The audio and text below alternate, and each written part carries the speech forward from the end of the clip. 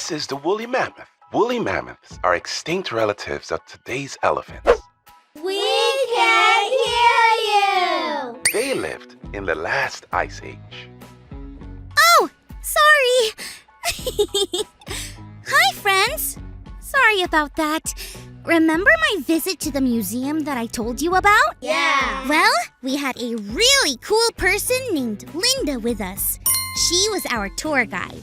A tour guide is someone who shows you around and tells you really cool things about what you see. The problem was, Linda spoke really quiet, and I couldn't hear what she was saying. Huh? So, my dad suggested I go to the museum website and listen there. I had it on full blast, so that I won't miss anything. Speaking of full blast, this is the woolly mammoth. It was one of my favorite things we saw at the museum. They lived a long, long time ago.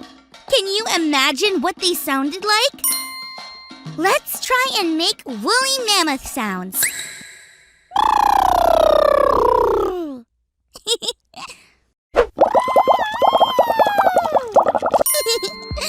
Woolly mammoths aren't around anymore, so we can't actually hear them, though it's fun to imagine.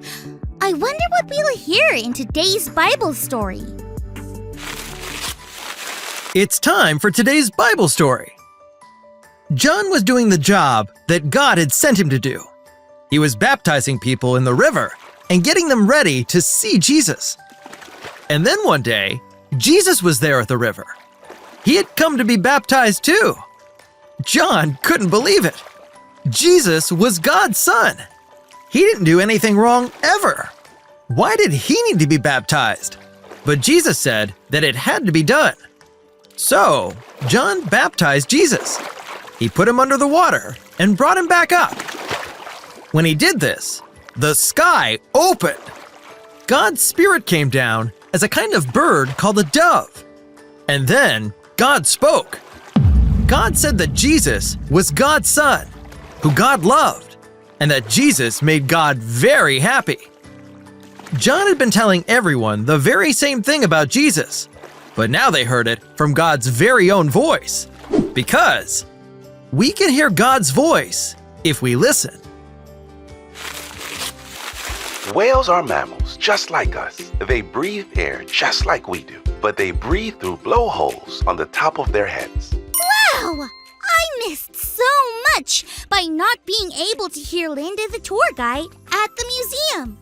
I'm really glad I had a different way of hearing all about the cool things I saw there. That made me think about the different ways that God speaks to us. In the Bible story today, people got to hear God's own voice. But God also spoke through John to get people ready for Jesus. What if God is talking to us all the time in different ways? Maybe we can hear God in nature, through things like trees, sunsets, and even the sound of rain. Maybe we can hear God in the voices of our parents or friends. We just have to listen. We can hear God's voice if we listen. Maybe God can even speak in the voice of a woolly mammoth. Okay, maybe not. Either way, it's still fun to practice our woolly mammoth voice.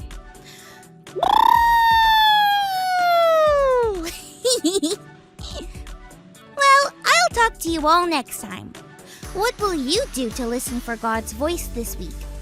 Remember, we can hear God's voice if we listen.